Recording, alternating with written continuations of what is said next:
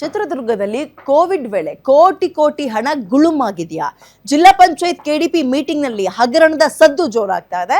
Covid ಅವ್ಯವಹಾರವನ್ನ ಚಿತ್ರದುರ್ಗದ DC ಎಳೆಯಾಗಿ ಬಿಚ್ಚಿಟ್ಟಿದ್ದಾರೆ.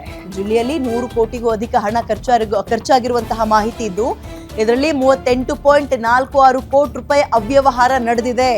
ಪಿಪಿ ಕಿಟ್ಗಳು ಮತ್ತೆ ಮೆಡಿಸಿನ್ಗಳು, ಉಪಕರಣದ ಖರೀದಿ ಹೆಸರಲ್ಲಿ ಹಣವನ್ನ ಗುಳುಂ ಮಾಡಿ ಹಾಕಿದ್ದಾರೆ. ಅವ್ಯವಹಾರವನ್ನ ಅಲ್ಲಿನ ಡಿಸಿ ಟಿ ವೆಂಕಟೇಶ್ ಅವರು ದೃಢಪಡಿಸಿದ್ದಾರೆ.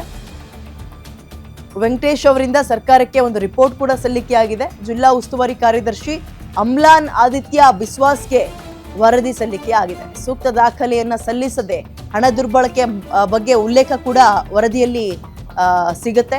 ಕೋವಿಡ್ ವೇಳೆ ಕರ್ತವ್ಯದಲ್ಲಿದ್ದ ಅಧಿಕಾರಿಗಳಿಗೆ ಈಗ ಸಂಕಷ್ಟ ಕಾದಿದೆ. ಹಿಂದೆ ಇದ್ದ ಡಿಸಿ, ತಹಶೀಲ್ದಾರ್, ಡಿಎಚ್ಒ, ಟಿಎಚ್ಒಗೂ ಕೂಡ ಕಂಟಕ ಕಾದಿದೆ.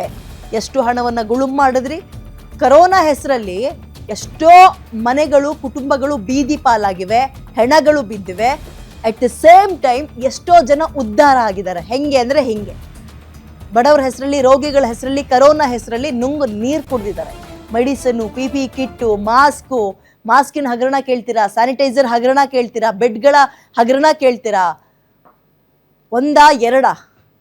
ಈಗ ಹೆಂಗೆ ತನಿಖೆ ಆಗುತ್ತೆ ಕಾದ್ ನೋಡೋಣ. ಸೊ ಈ ರಿಪೋರ್ಟ್ ಅಲ್ಲಿ ಅವರ ಅಬ್ಸರ್ವೇಷನ್ ಪ್ರಕಾರ ನಮ್ಮ ಡಿಸ್ಟ್ರಿಕ್ಟ್ ಆಫೀಸ್ ಇಂದ ಖರ್ಚಾಗಿರೋದು ಮತ್ತೆ ಎಲ್ಲ ತಾಲೂಕಾ ಕಚೇರಿಗಳಲ್ಲಿ ಮತ್ತು ಡಿಎಚ್ಒ ಆಫೀಸ್ ಮತ್ತು ನ್ಯಾಷನಲ್ ಹೆಲ್ತ್ ಮಿಷನ್ NHM ಎಲ್ಲವೂ ಸೇರಿ 38.46 ಲಕ್ಷ ಇದು ಮಿಸ್ಅಪ್ಲೇಷನ್ ಅಂದ್ರೆ ಇದಕ್ಕೆ ಸರಿಯಾದ ದಾಖಲೆಗಳಿಲ್ಲ ಅಂತ ಹೇಳಿ ಕೊಟ್ಟಿದ್ದಾರೆ. ಇದಕ್ಕೆ ಸಂಬಂಧಪಟ್ಟಂತೆ ಯಾರ ಸಂದರ್ಭದಲ್ಲಿ ಅವ್ರ ಮೇಲೆಲ್ಲ ಆಕ್ಷನ್ ಇನಿಷಿಯೇಟ್ ಮಾಡ್ಲಿಕ್ಕೆ ಈಗ ರಿಪೋರ್ಟ್ ಕಳಿಸಿದ್ದಾರೆ. ಇದಕ್ಕೆ ಪೂರಕವಾಗಿ ನಮ್ಗೆ 2 ಡೇಸ್ ಬ್ಯಾಕ್ ಬಂದಿದೆ ರಿಪೋರ್ಟ್. ಆ ಸಂದರ್ಭದಲ್ಲಿ ಡಿಸಿ ಆಫೀಸ್ ಅಲ್ಲಿ ಯಾರಿದ್ರು, ತಹಸೀಲ್ ಆಫೀಸ್ ಯಾರಿದ್ರು, ಡಿಎಚ್ಒ ಆಫೀಸ್ ಅಲ್ಲಿ ಯಾರಿದ್ರು ಮತ್ತು ನ್ಯಾಷನಲ್ ಹೆಲ್ತ್ ಮಿಷನ್ ಇನ್ವಾಲ್ವ್ಮೆಂಟ್ ಯಾರಿದ್ರು ಡೀಟೇಲ್ಸ್ ತಗೋತಾ ಇದ್ವಿ. ತಗೊಂಡಿರೋದ್ರಲ್ಲಿ ಸರ್ಕಾರಕ್ಕೆ ಅವ್ರ ಮೇಲೆ ಆಕ್ಷನ್ ಇನಿಷಿಯೇಟ್ ಮಾಡಿ ಕಳಿಸ್ಬೇಕಾರೆ.